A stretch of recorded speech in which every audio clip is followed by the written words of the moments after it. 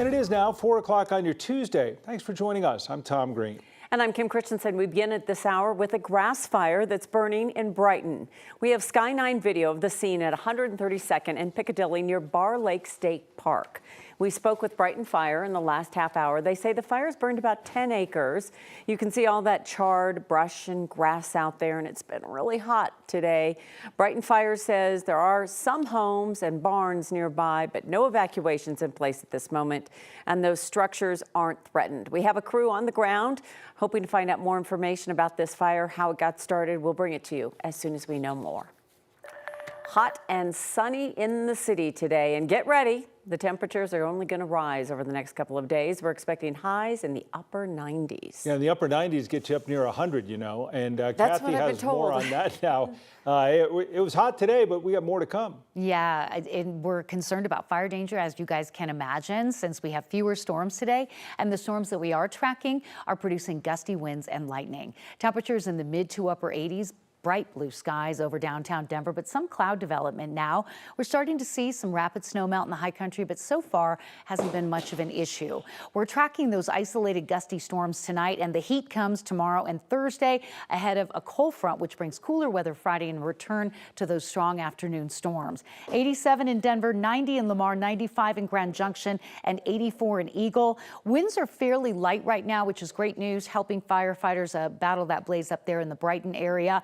And the air quality alert just canceled out for high ozone levels, so we'll see if that's reinstated for tonight and tomorrow. I'll keep you posted. Notice the line of storms just south of Denver, and they're tracking south and southeast. Non-severe, thankfully, but we're watching them migrate from the west toward the east and the south, and you see the lightning and wind and not rain today. So certainly fires and fire danger are prime concern since we're not getting a lot of relief in that way. Pretty quiet in downtown Denver this hour.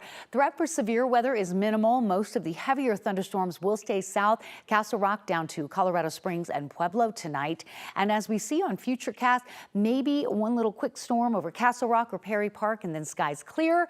We get a sunny and a hot day tomorrow. We are headed into the mid-90s and could see our first 100-degree temperature of the season this week. I'll have the timing on that coming up.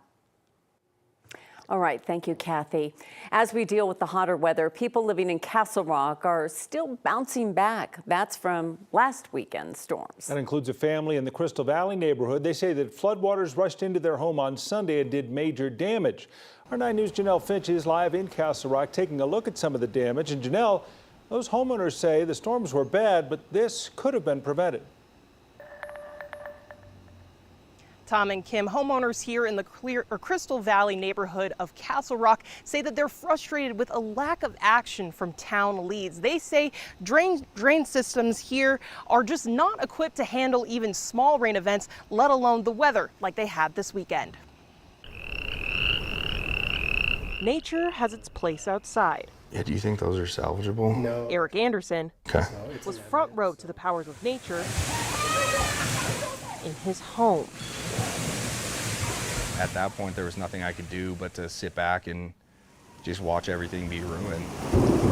Anderson says Sunday night's rain and hail overwhelmed neighborhood drains, so his basement took on feet of mud and water. So then it's overflowing and it has nowhere to run, except unfortunately the next stop was our house. Oh my God. Once it did that, it rushed all the way through the backyard, undercut window wells, filled them until the windows failed. Once the water stopped, he pulled back the curtain to see the extent of loss. We'll have to junk that too. Yeah, it's like an outdoor trail treadmill now. It's kind of cool. Some things can be replaced, others can't. Wedding, stuff from school, my baby photo album that had a bunch of water damage. Anderson says the hardest part is knowing this was preventable. He noticed a flooding problem last year. He says Castle Rock Water's response was unsatisfying. I've been told that the sewer systems are designed, the stormwater systems are designed for a 100-year rain event.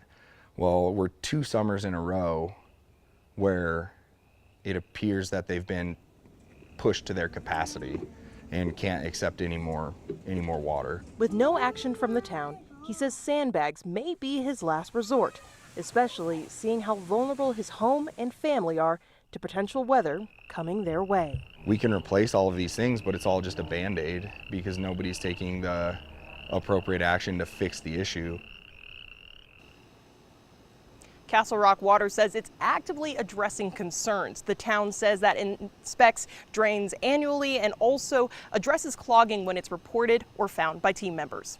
Live in Castle Rock, Janelle Finch, 9 News. And Janelle, that also looks like a newer neighborhood, one that you'd think would have been designed to accept these sorts of storms and be able to manage it. Yeah, the homeowner we spoke to actually says that this neighborhood was only built just a couple years ago, and they've only lived in this home for the last 2 years. And so this is definitely something that they didn't bargain for when they signed on that home. Well, hopefully it doesn't happen again anytime soon. Thank you, Janelle. A federal appeals court has ruled that the mentally ill man accused of killing 3 people at a Planned Parenthood in Colorado Springs can be forcibly medicated. The court upheld a 2022 ruling that Robert Deere can be given medication against his will to try and make him fit to stand trial. He's facing charges for killing 3 people and injuring 8 others at the clinic in November of 2015. His lawyers argued forcing medication could make other medical conditions worse. It's still unclear when he could end up standing trial. Today, a jury found Hunter Biden guilty on all 3 of his felony gun charges. The president's son had pleaded not guilty to those 3 counts tied to the possession of a gun while using narcotics. Now, 2 of those counts carry maximum prison sentences of 10 years. The third has a maximum of 5 years. Each count also carries the potential of a maximum fine of $250,000. With Hunter Biden being a first-time offender, it seems unlikely to most that he would face anything near the maximum sentences. We'll be hearing more about this, including the president's reaction, coming up later this hour. The man who killed a composer from Arvada in a drunk driving crash will serve 12 years in prison. A judge sentenced Juan Ortega Torres today to 12 years in prison, 8 years for his vehicular homicide DUI charge, and 2 years each for 2 vehicular assault DUI charges. Police say Torres ran a red light on February 5th and crashed into Kristen Wolf Thompson's car. Wolf died and his 2 children were taken to the hospital. We'll hear from his wife coming up at 5 o'clock.